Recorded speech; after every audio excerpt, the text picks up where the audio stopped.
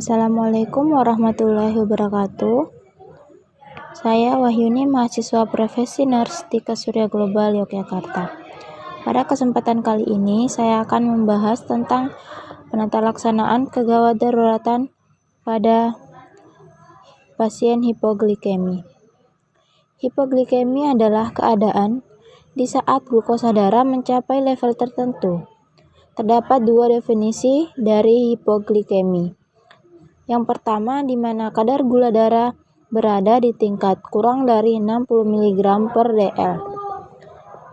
Kemudian yang kedua, kadar glukosa darah berada di tingkat kurang dari 80 mg per dl dengan adanya gejala klinis. Hipoglikemi rentan terjadi pada pasien diabetes mellitus atau pasien geriatri. Keadaan ini dapat terjadi akibat tidak adekuatnya asupan makanan dan diperparah dengan konsumsi obat diabetes yang menyebabkan tingkat glukosa pasien menjadi sangat rendah.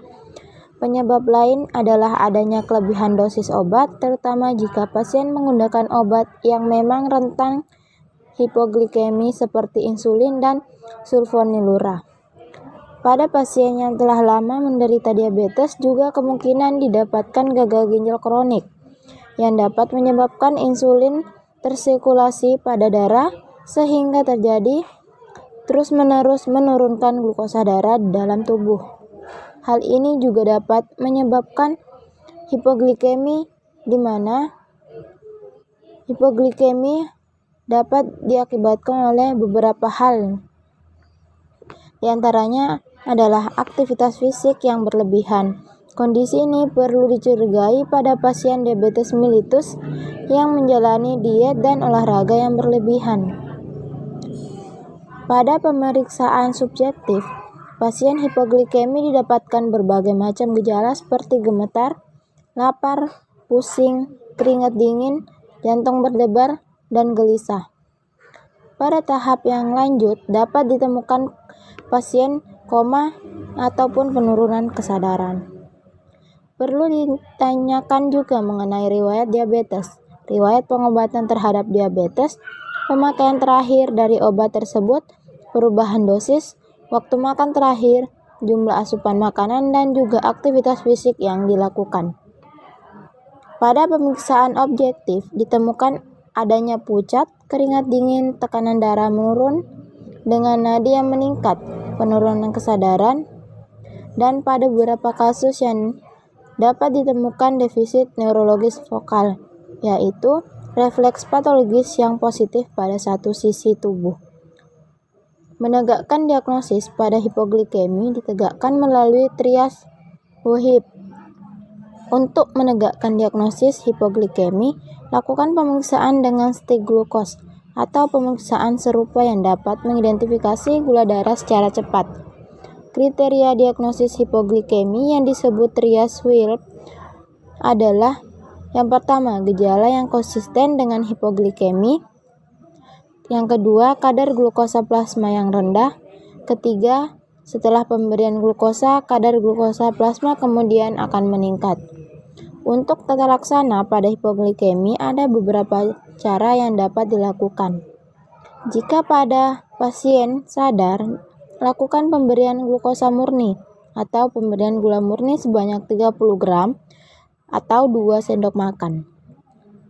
Permen atau sirup ataupun gula murni. Pastikan yang diberikan bukan pengganti gula atau gula diabetes atau makanan yang mengandung karbohidrat. Yang kedua, hentikan pemberian obat diabetes atau yang menyebabkan hipoglikemi dan periksa gula darah setiap 1 atau 2 jam. Pertahankan glukosa darah tetap 200 mg dan cari penyebab lain yang menyebabkan hipoglikemi.